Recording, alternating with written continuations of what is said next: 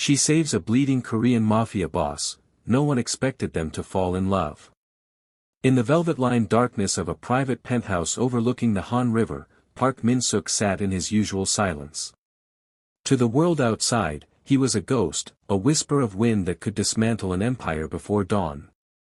At 34, his power didn't come from the roar of gunfire, but from the terrifying stillness he maintained while everyone around him trembled. He adjusted his cufflink, the obsidian of his eyes reflecting the city lights like a predator watching from the tree-line. He was the silent blade, and in his presence, even the air seemed to move with caution. Tonight was a celebration of a new territory seized, a victory won with the strategic brilliance that had made him a legend.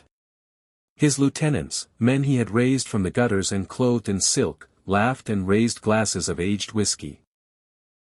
Min-suk watched them with a faint, unreadable curve to his lip. He was fiercely protective of this circle. He believed in the ironclad bond of loyalty, a commodity more precious than the gold watches on their wrists. He didn't see the sweat on his brother-in-arm's brow, or the way the laughter in the room lacked its usual resonance. The descent began in a blur of motion that defied his calculated world. As they moved to the garage to depart, the heavy silence of the underground concrete was shattered not by a rival's attack, but by the click of safeties being disengaged from within his own inner circle. "Min-suk, you've become too soft for this new age," a voice hissed, a man who had stood at his right hand for a decade. Before the words could fully register, the betrayal struck. The first blade found its mark with surgical cruelty, sliding between his ribs.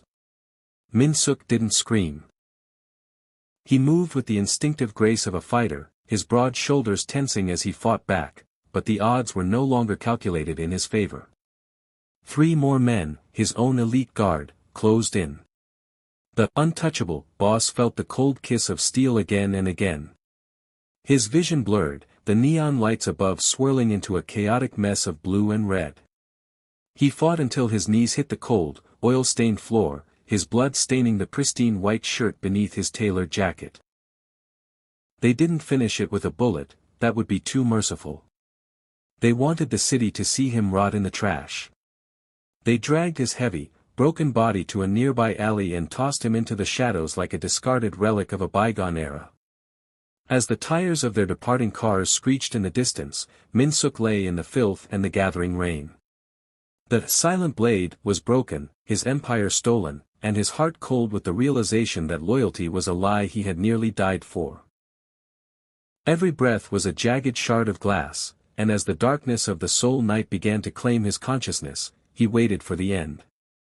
He didn't expect the soft sound of footsteps, or the scent of vanilla and rain that followed. The rain began to fall in earnest, washing the soot of the city into the gutters where Min-suk lay. Elara had been walking home from a late shift, her mind occupied by nothing more than the cold dampness of her cardigan, until she saw the hand. It was pale, trembling, and draped in the blood-soaked sleeve of a suit that cost more than her year's rent.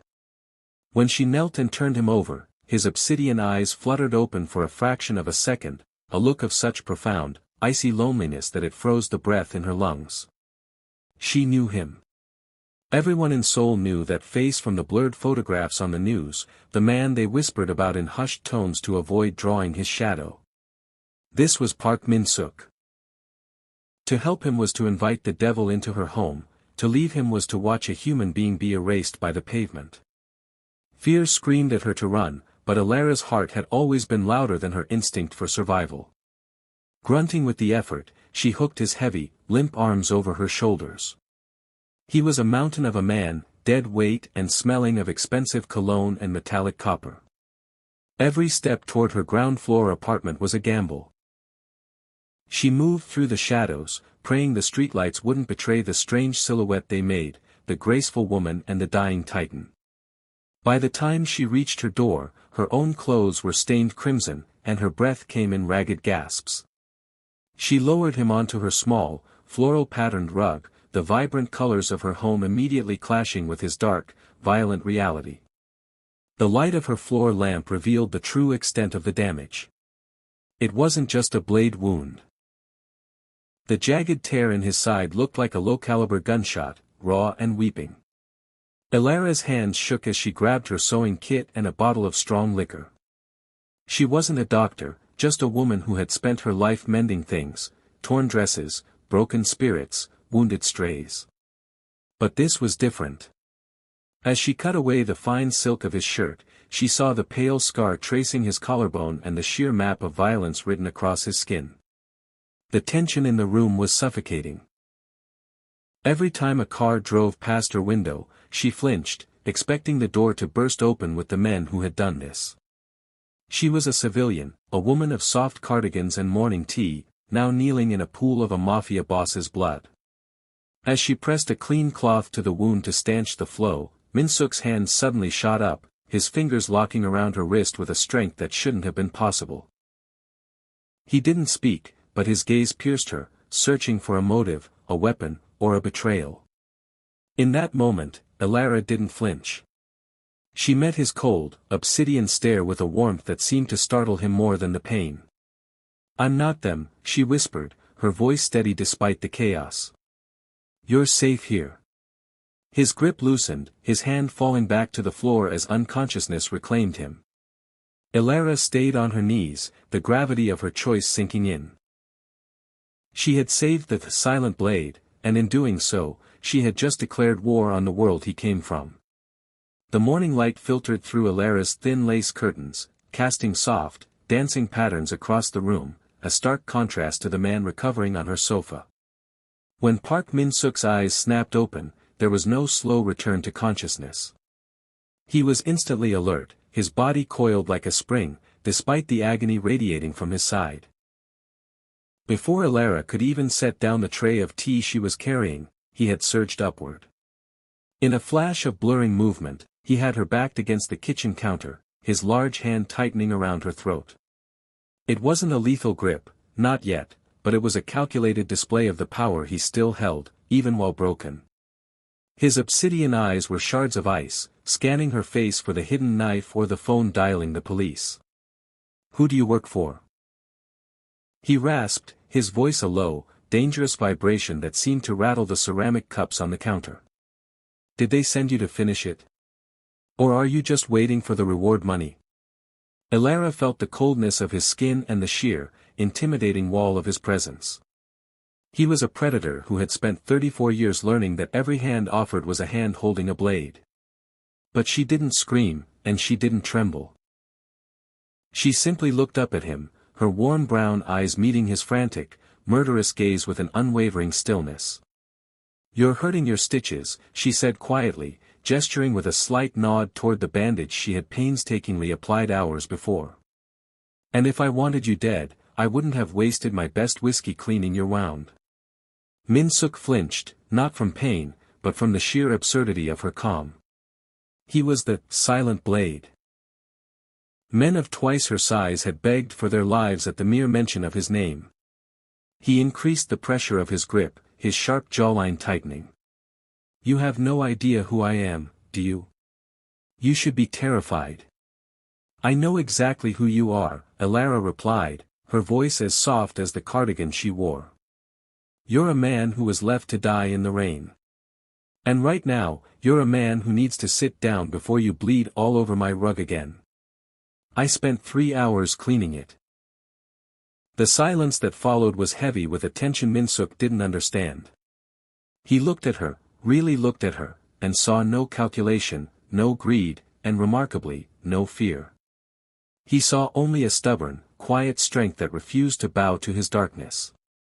Confused and momentarily defeated by a weapon he didn't know how to fight, kindness, his hand slowly dropped from her neck.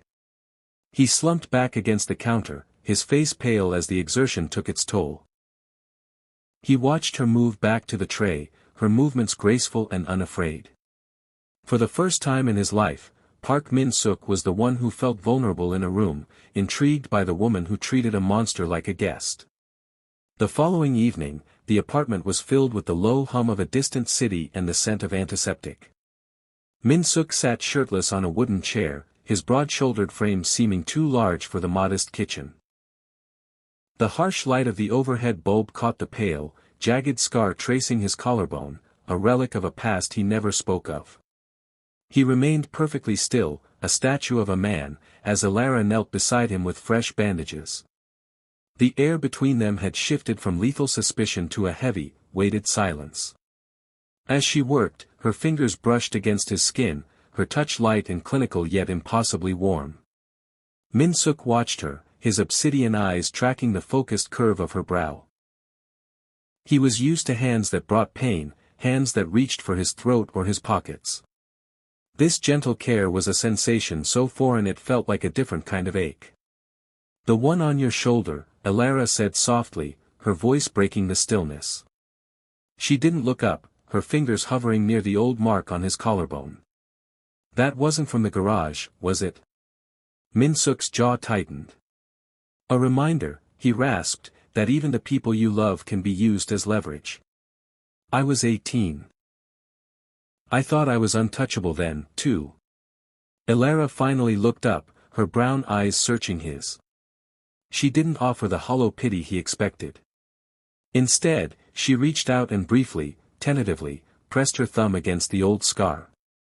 "It must be exhausting," she whispered, "carrying all these reminders of who tried to break you, and none of who tried to keep you whole." For a moment, the silent blade vanished.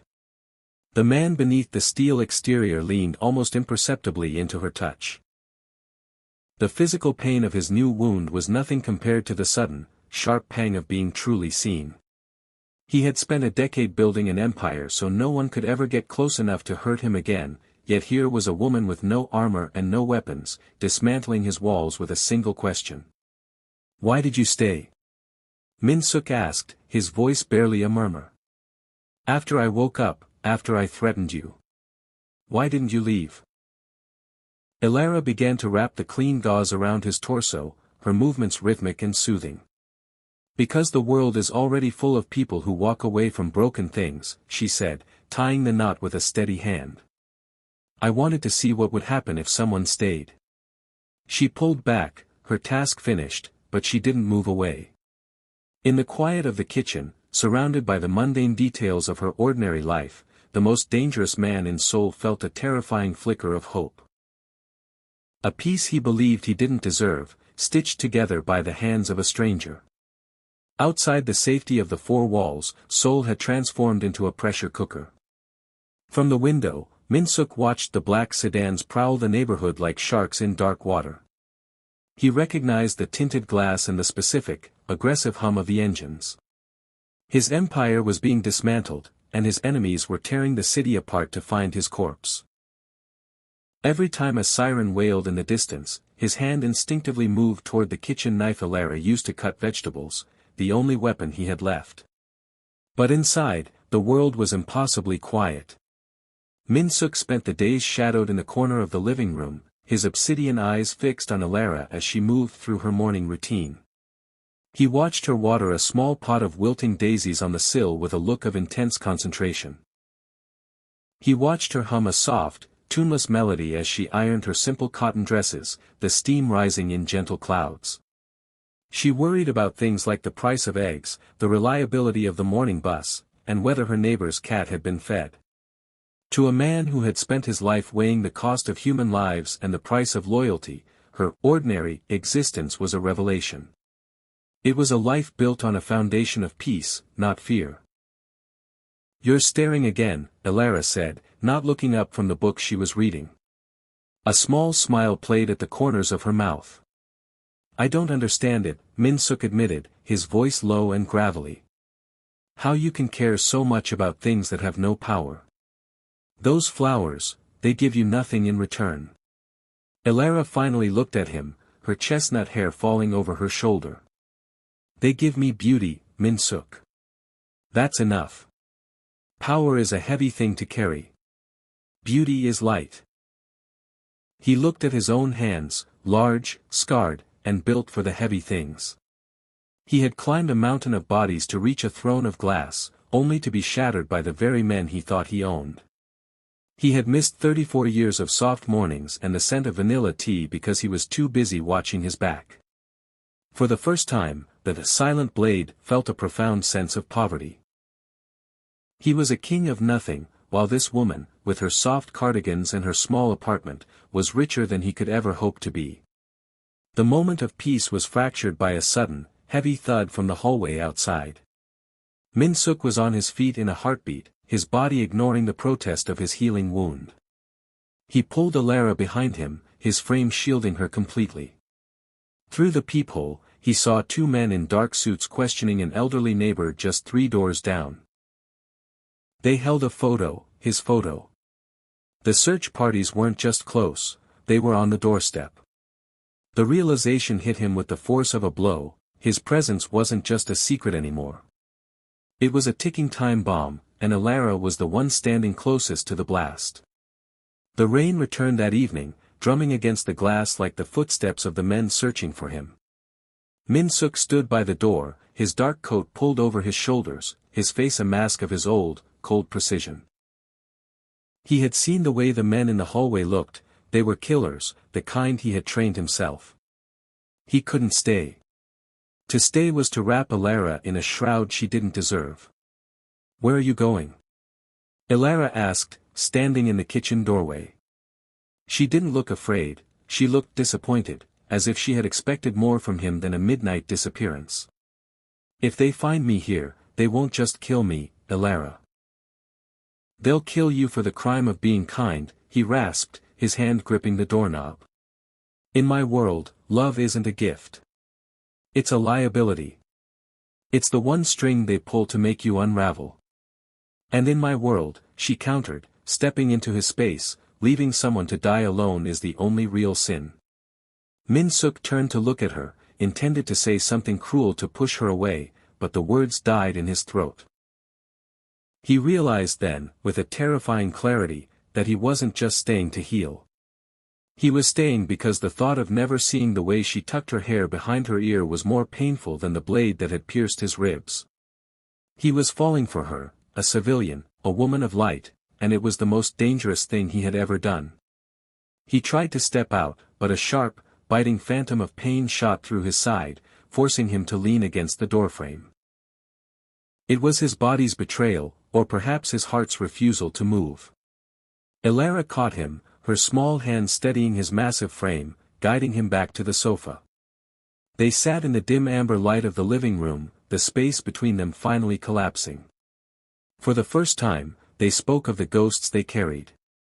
Min-suk told her about his mother, a woman who had worked herself to death to keep him out of the gangs, only for him to join them the day she died to pay for her funeral. He told her how he had buried his heart in that same grave. Alara told him about her father, a man of quiet books and gentle lessons who had been taken by a sudden illness, leaving her with a house full of memories and a fierce need to protect life. "You think you're a monster because you know how to hurt," she whispered, her hand resting near his on the upholstery. "But I see the man who watched a pot of daisies for an hour because he forgot that things could grow without permission." Min-suk looked at her hand, so close to his. He didn't pull away. He realized that for 34 years, he had been a blade, sharp, cold, and meant only for cutting. But in this small, warm apartment, he wanted to be the hand that held the flower. The following afternoon, the fragile piece of the apartment shattered with a sound Min-suk had anticipated in his nightmares, the rhythmic, heavy thud of tactical boots echoing in the narrow hallway. It wasn't the tentative shuffle of a neighbor, it was the measured, synchronized march of men coming to finish a job. Min-suk was across the room before the second footfall landed. His movements were no longer hampered by pain. Adrenaline had cauterized his wounds, returning the silent blade to his lethal peak. He reached Alara, who was standing by the window with a watering can, and pressed his palm flat against her lips, pulling her into the sliver of space behind the heavy refrigerator. "Don't make a sound," he breathed into her ear, his voice a ghost of a whisper. "No matter what you hear." Through the thin wood of the front door, the muffled voices of his former lieutenants drifted in. They weren't whispering. They were confident. They were hunting. "He's in here, I can smell the antiseptic," a voice hissed, the voice of the man who had first twisted the knife in the garage. The door didn't just open, it exploded inward as the lock was kicked clean from the frame. Two men stepped into the sun-drenched living room, their dark suits and cold steel pistols an obscenity against Alara's soft, floral decor. They moved with professional coldness, overturning the sofa where Min-suk had found his first night of rest and sweeping her books onto the floor with a callous clatter.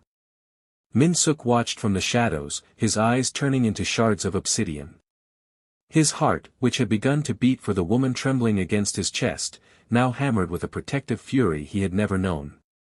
In his previous life, he fought for territory, for pride, for the throne.